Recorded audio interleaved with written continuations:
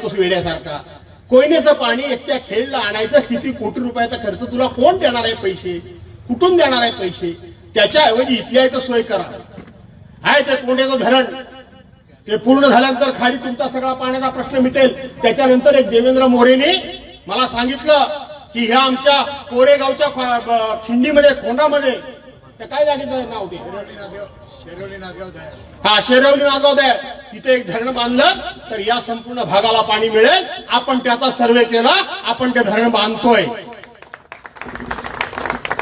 40 वर्ष कोयनेचं पाणी आणतोय, कोयनेचं पाणी आणतोय. दुसरं काय? आणखी दुसरं काय? हा, कॅलिफोर्निया करायला.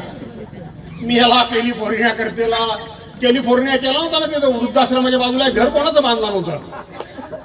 हा, कॅलिफोर्नियात ठरवलं ना मशरूम.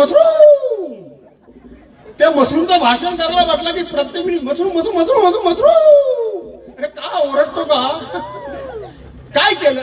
प्रत्येक निवडणूक आली की सांगायचं माझ्या निवडणुकीला नाही तर भाटकाला आला आणि सांगितलं मी सगळं कृषी उत्पन्न बाजार समिती सगळी इथं आणतोय. हे योगेश, आपली किती बिल्डिंग झाली ना? 4 माळे झाले. अरे कुठं झाली 4 माळे? हे कसे काय नेते तुम्ही स्वीकारता मला काही कळत नाही. तुमच्या भागातली कामं दुसऱ्याच्या मतदारसंघातली कामं करण्यापेक्षा आज खेडातल्या शहरातून जाऊन आलात काय कोण तुम्ही? खेड शहरातनं फिरलात का नाही? चांगले रस्ते आहेत ना व्यवस्थित? दापोलीकडे जायचा रस्ता पण एकदम फर्स्ट क्लास आहे ना? कुठं खड्डा नाही ना अजिबात? रामदाबाईच्या पोटासारखा ना गुळगुळीत. दुसऱ्याचे मतदारसंघ बघण्यापेक्षा आपला बघा. आणि म्हणून मी तुम्हाला या ठिकाणी सांगतो की खरं तर मी असं व्यक्तिगत इतकं कोणावर कधी बोलत नाही, पण हा सकाळ संध्याकाळ माझ्यावर सारखा बोलत असतो, सारखा. बरं, आता मी त्याला नाव ठेवलं ते इतकं फेमस झालंय का नाही रे भावानो?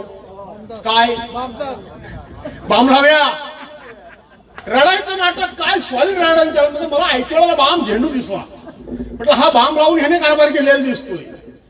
अरे तुम्ही त्या ह्याच्याबद्दल बोलता, स्वतः सांगता, रडता अगदी पक्ष फुटला म्हणून, आणि त्यात उद्धव साहेबांबद्दल काय वाटेल ते बोलता. तुम्ही सांगता मातोश्रीमध्ये हे झालं, मी बाकड्यावर झोपलं. त्या आईला कुठलं बाकडं आणणार यानं? बाकड्यावर झोपला होता. कुठल्या बाकड्यावर झोपला होता? कधी झोपला होता बाकड्यावर? अंकुश तू कधी होतास काय बरोबर बाकडं बघितलंस काय? हो, तो बाकड्यावर झोपला होता म्हणतो. अरे कुठल्या बाकड्यावर झोपला? कधी झोपला?